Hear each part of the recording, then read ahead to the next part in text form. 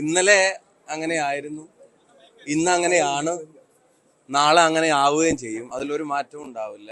അദ്ദേഹം കാണിച്ചു തന്നൊരു മാർഗമുണ്ട്, ആ വഴിയുണ്ട്. ആ വഴിയിലൂടെ ആയിരിക്കും അവസാന ശ്വാസം വരെ ഒരു മനുഷ്യനെന്നുള്ള നിലക്കും പൊതുപ്രവർത്തനം എന്ന നിലക്കും സഞ്ചരിക്കുക. ഇവിടെ വന്നിട്ടാണ് തുടങ്ങിയത്, തെരഞ്ഞെടുപ്പിലേക്ക് പോയത്. ഇവിടെ വീണ്ടും തിരിച്ച് വിജയിച്ചെത്തുമ്പോൾ സന്തോഷം.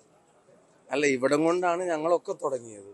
ഞങ്ങളെയൊക്കെ അതാത് സ്ഥലങ്ങളിൽ നിന്ന് കണ്ടെത്തിയതും ഞങ്ങൾക്കൊക്കെ പല ഘട്ടങ്ങളിലുള്ള അവസരങ്ങൾ ഉണ്ടാക്കി തന്നതും ആ അവസരങ്ങളിലൊക്കെ പ്രവർത്തിക്കാനുള്ള ഞങ്ങൾക്ക് കരുത്തായി മാറിയതും ഞങ്ങൾക്ക് വഴി കാണിച്ചതും ഞങ്ങളെ ചിലപ്പോൾ സ്നേഹപൂർവ്വം ശാസിച്ചതും ചിലപ്പോൾ ഒരു ചെറുപുഞ്ചിരിയോടെ അഭിനന്ദിച്ചതും ഒരു KSUവിൻ്റെ യൂണിറ്റ് കമ്മിറ്റിയിൽ പ്രവർത്തിക്കുന്ന കാലത്ത് വിഷ്ണുവട്ടം പ്രസിഡന്റ് ആയിരിക്കുമ്പോൾ പട്ടാമ്പി കോളേജിലെ കൺവെൻഷന് ഉദ്ഘാടനം ചെയ്യാൻ വന്ന അന്ന് കാലം ഇവർ വഴി സാറിനെ പരിചയപ്പെട്ടു. ഇപ്പോൾ ഇതാ വടകരയിൽ മത്സരിച്ച് കഴിഞ്ഞ് ജയിച്ചിവിടെ വന്ന് നിൽക്കുന്നത് വരെയുള്ള സാറ് പോയ ശേഷവും ഞങ്ങളുടെയൊക്കെ മുന്നോട്ടുള്ള പ്രയാണത്തിൽ സാറിൻ്റെ സാന്നിധ്യവും സാറിൻ്റെ ഒരു കരുത്തും ഞങ്ങൾക്ക് ഉണ്ടായിട്ടുണ്ട്. അപ്പം ജയിച്ചത് സന്തോഷം തന്നെയാണ്.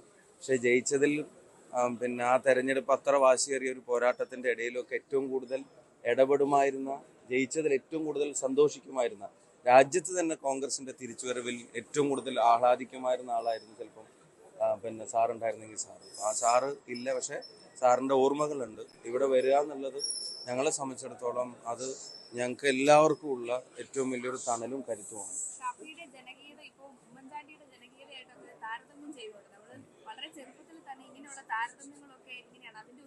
അല്ല, അത് വിവരക്കേടാ.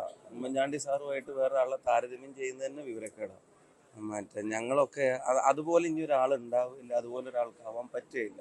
ബാക്കി ഞങ്ങളെല്ലാവരും ശ്രമിക്കുന്നത് എന്തിനാ ആ വഴി കൂടെ നടക്കാൻ നോക്കുക. കാരണം ജനങ്ങൾ ജനകീയത എന്നുള്ള വാക്കിന് രാഷ്ട്രീയത്തിൽ ഇതുപോലെ അർത്ഥം കണ്ടെത്തിയ ഒരു പൊതുപ്രവർത്തനം വേറെ ഉണ്ടായിട്ടുണ്ടോ? ജീവിതം മുഴുവൻ ജനങ്ങൾക്ക് വേണ്ടി നീക്കി വെച്ച ഒരാൾ, മരണവും മരണശേഷവും ഒക്കെ ജനങ്ങൾ ഒരു ബന്ധം വിടാതെ തുടർന്നുകൊണ്ടിരിക്കുന്നു. അപ്പം അത് എപ്പോഴെങ്കിലും സംഭവിക്കുന്ന ഒരു കാര്യമാണ്. നമുക്ക് രാജ്യത്ത് തന്നെ എടുത്തു നോക്കിയാൽ ലോകത്ത് തന്നെ ഇതുപോലെ ജനങ്ങളുമായിട്ട് എഴുതി ചേർന്ന ഒരു ഭരണാധികാരി ഉണ്ടായിട്ടുണ്ടോ എന്നുള്ളത് സംശയമാണ്. അപ്പം അവിടെ വേറെ താരതമ്യങ്ങളില്ല, അവിടെ വേറൊരാൾക്കും ആ വിശേഷങ്ങൾ ചേരുകയില്ല. അത് ആരും അറിയിക്കുന്നുമില്ല. പക്ഷെ അവിടെ ഒരു വെളിച്ചം കത്തിച്ചു വെച്ചിട്ടുണ്ട്. അത് നോക്കി നടക്കാൻ ആഗ്രഹിക്കുന്ന പൊതുപ്രവർത്തകരിൽ ഒരുപാട് ആളുകൾ ഉമ്മൻചാണ്ടി സാറിൻ്റെ ജീവിതകാലം കൊണ്ട് അദ്ദേഹം ഉണ്ടാക്കി വെച്ചിട്ടുണ്ട്. ഞാൻ ഒരു കാര്യം പറയാം, അദ്ദേഹം മരിച്ച ശേഷം ജനിക്കുന്ന പൊതുപ്രവർത്തകർ പോലും ആ വഴിയിലൂടെ നടക്കാൻ ആഗ്രഹിക്കുമെന്നുള്ള കാര്യത്തിൽ സംശയം വേണ്ട.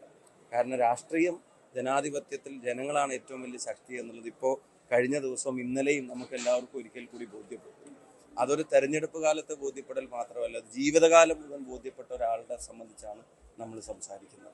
അപ്പം സാറ് മരിച്ച ശേഷം ജനിക്കുന്നവർ പൊതുപ്രവർത്തകരുണ്ടായാൽ അവർ പോലും ആ വഴിയിലൂടെ നാളെ നടക്കുമെന്നുള്ള കാര്യത്തിന് സംശയം വേണ്ട.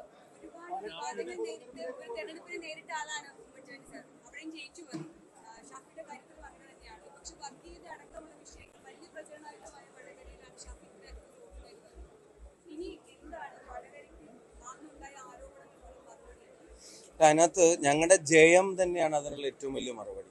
വടകരയുടെ രാഷ്ട്രീയ വിജയം എന്നാണ് ഇന്നലെ ആ ജയത്തെ ഞങ്ങൾ വിശേഷിപ്പിച്ചത്. വർഗീയത പറയാനും പ്രചരിപ്പിക്കാനും ഭിന്നിപ്പിക്കാനും ഒക്കെ ശ്രമം നടന്നെങ്കിലും അതൊന്നും വടകരയിൽ ഏശിയിട്ടില്ല എന്നുള്ളതും, വടകരയുടെ മതേതര മനസ്സ്, അവരുടെ രാഷ്ട്രീയ പ്രബുദ്ധത വലിയ ഭൂരിപക്ഷത്തിൽ, ഒരു UDF സ്ഥാനാർത്ഥിക്ക് ലഭിക്കാവുന്ന ഏറ്റവും വലിയ ഭൂരിപക്ഷത്തിൽ അവിടുന്ന് ഞങ്ങളെ തിരഞ്ഞെടുക്കുമ്പോൾ അത് തന്നെയാണ് അത്തരം പ്രചരണങ്ങൾക്കുള്ള ഏറ്റവും വലിയ മറുപടി. അതിൽ കൂടുതലൊരു മറുപടി ഇനി അത്തരം കാര്യങ്ങൾക്ക് പറയേണ്ടതായിട്ടില്ല. പിന്നെ അതിൽ പോലീസിന് ചില ഉത്തരവാദിത്തങ്ങൾ നിറവേറ്റാനുണ്ട്. അത് പോലീസ് നിറവേറ്റാതിരിക്കുന്നത് ശരിയല്ല.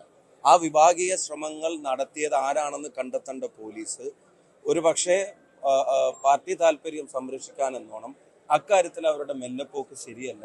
അത്തരം അവസാനം നടന്ന വ്യാജമായ സ്ക്രീൻഷോട്ട് പ്രചരണങ്ങൾക്ക് ഉൾപ്പെടെ പുറകിൽ ആരാണ് എന്നുള്ളത് ഞങ്ങൾ ചോദിച്ചുകൊണ്ടേയിരിക്കും. അതിന് നിയമപരമായ ഫോളോ അപ്പും ഞങ്ങൾ നടത്തും.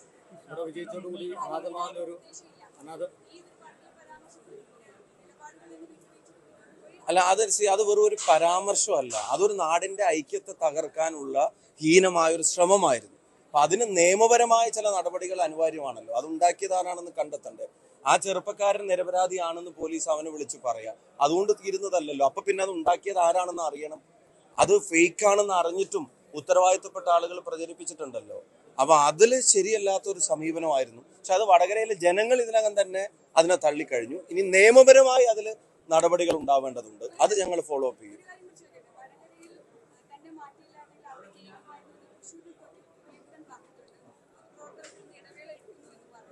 അല്ല, ഉറപ്പായിട്ടും അദ്ദേഹം വടകരയിൽ ജയിക്കുമായിരുന്നു. എന്താ കാര്യത്തിന് സംശയം? അദ്ദേഹം വടകരയിൽ മത്സരിച്ചാൽ ജയിക്കുമായിരുന്നു എന്നുള്ള കാര്യത്തിന് ഒരു സംശയവും വേണ്ട. അദ്ദേഹം വടകരയ്ക്ക് ഇഷ്ടപ്പെട്ട ജനപ്രതിനിധിയായിരുന്നു. വടകരയിൽ ചെന്ന് ഇറങ്ങിയപ്പോൾ തൊട്ട് അദ്ദേഹത്തിന് കൊടുത്ത സ്വീകരണം കാര്യങ്ങളൊക്കെ നമ്മൾ കണ്ടതുമാണ്. പക്ഷെ അദ്ദേഹം ഒരു പാർട്ടി തീരുമാനത്തെ അംഗീകരിച്ചു.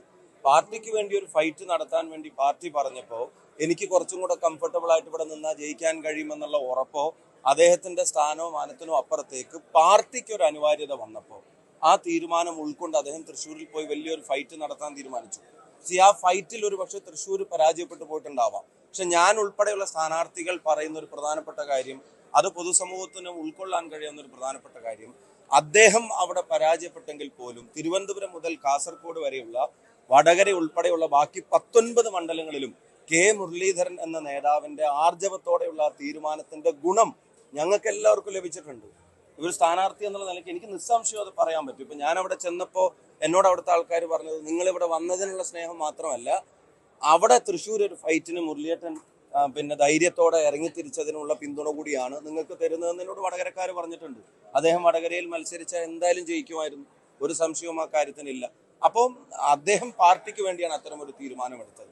അപ്പോൾ അതിന് പിന്നെ തക്കതായ തീരുമാനങ്ങൾ പാർട്ടിയുടെ ഭാഗത്തുനിന്നുണ്ടാവും. പിന്നെ പൊതുപ്രവർത്തന രംഗത്ത് നിന്ന് മാറി നിൽക്കുക എന്ന് കെ മുരളീധരനെ പോലൊരു നേതാവ് പറഞ്ഞാൽ പൊതുപ്രവർത്തനം അദ്ദേഹത്തിന്റെ രക്തത്തിൽ അലിഞ്ഞു ചേർന്നതാണ്. അതങ്ങനെ പിന്നെ വിട്ടുപോവാനോ മാറി നിൽക്കാനോ പറ്റിയ ഒന്നല്ല. അദ്ദേഹത്തിന് ഏതെങ്കിലും തരത്തിൽ അത്തരമൊരു ചിന്ത ഉണ്ടായിട്ടുണ്ടെങ്കിൽ അതിൽ നിന്ന് അദ്ദേഹത്തെ പിന്തിരിപ്പിക്കേണ്ട ഉത്തരവാദിത്വം പാർട്ടിക്കുമുണ്ട്. പാർട്ടിക്കും ഇവിടുത്തെ ജനങ്ങൾക്കും പാർട്ടി പ്രവർത്തകർക്കും വേണ്ടി ആ തീരുമാനത്തിൽ നിന്ന് മാറാനുള്ള മനസ്സ് അദ്ദേഹവും കാണിക്കുമെന്ന് തന്നെയാണ് ഞങ്ങളുടെ അഭ്യർത്ഥനയും ഞങ്ങളുടെ പ്രതീക്ഷയും ഞങ്ങളുടെ ഒരു ആഗ്രഹവും ആ തരത്തിൽ തന്നെയുള്ളതാണ്. അദ്ദേഹം സജീവമായി കേരളത്തിലെ പിന്നെ കോൺഗ്രസ് പ്രസ്ഥാനത്തിന് രാജ്യത്ത് തന്നെ നേതൃത്വം നൽകാൻ സീനിയോറിറ്റിയിൽ ഒരാളാണ്.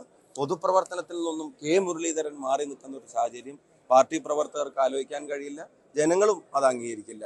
ഒരു തെരഞ്ഞെടുപ്പിലെ തോൽവി കൊണ്ട് അല്ലെങ്കിൽ ആ തെരഞ്ഞെടുപ്പിൽ ഉദ്ദേശിച്ച റിസൾട്ട് വന്നില്ല എന്നുള്ളത് കൊണ്ട് മാറി നിൽക്കേണ്ടതോ മാറ്റി നിർത്തേണ്ടതോ ആയിട്ടുള്ള ആളല്ല കെ മുരളീധരൻ എന്നുള്ളത് നമുക്ക് എല്ലാവർക്കും അറിയാം.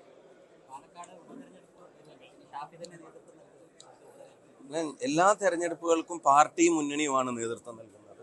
തീർച്ചയായിട്ടും ഒരു പാർട്ടിക്കാരൻ എന്നുള്ള നിലക്കും അവിടെ നേരത്തെ MLA ആയിരുന്ന ഒരാളെന്നുള്ള നിലക്കും പാർട്ടി പറയുന്ന എല്ലാ കാര്യങ്ങളും, മുന്നണി പറയുന്ന എല്ലാ കാര്യങ്ങളും അവിടെ ചെയ്യാൻ ആഗ്രഹിക്കും. ഇപ്പോൾ ഈ തെരഞ്ഞെടുപ്പിലും പാലക്കാട് നിയോജകമണ്ഡലത്തിൽ വ്യക്തമായ ലീഡ് UDF-ന് എന്ന് വെച്ചാൽ കഴിഞ്ഞ നിയമസഭാ തെരഞ്ഞെടുപ്പിൽ എനിക്ക് ലഭിച്ചതിനേക്കാൾ പിന്നെ പ്രസിഡന്റ് 1-2 ഇരട്ടി ലീഡ് UDF-ന് ഇപ്പോഴും പാലക്കാട്ടെ ജനങ്ങൾ നൽകിയിട്ടുണ്ട്. അപ്പോൾ പാലക്കാട് നിയോജകമണ്ഡലത്തിലെ ജനങ്ങളുടെ ഒരു സെക്യുലർ ക്രെഡൻഷ്യൽസിനെ, അവരുടെ രാഷ്ട്രീയ തീരുമാനങ്ങളെ ആരും വില കുറച്ച് കാണേണ്ടതില്ല.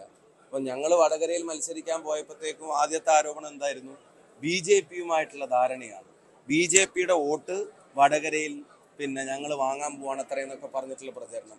BJP-ക്ക് കഴിഞ്ഞ തവണ 80,000 ചില്ലാന വോട്ടാണ് കിട്ടിയത്. ഇത്തവണ BJP-യുടെ വോട്ട് 1,20,000 അടുത്തേക്കാണ് ഉയർന്നത് വടകരയിൽ. അപ്പോൾ ഞങ്ങളെ എല്ലായിടത്തും തോൽപ്പിക്കാനേ ശ്രമിച്ചിട്ടുള്ളൂ, അവരെ തോൽപ്പിക്കാനും ഞങ്ങളും ശ്രമിക്കുന്നു.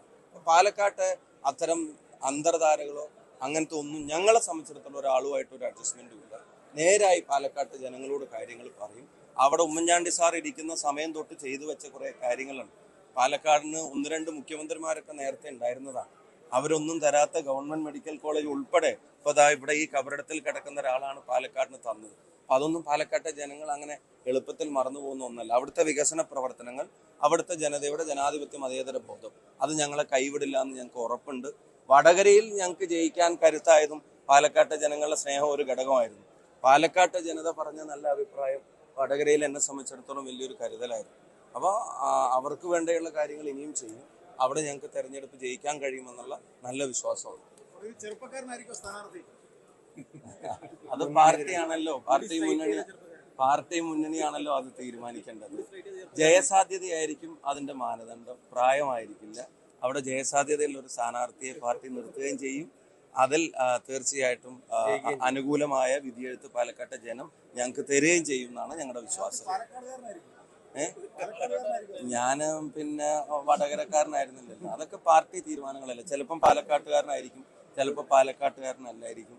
മലയാളിയാണ്.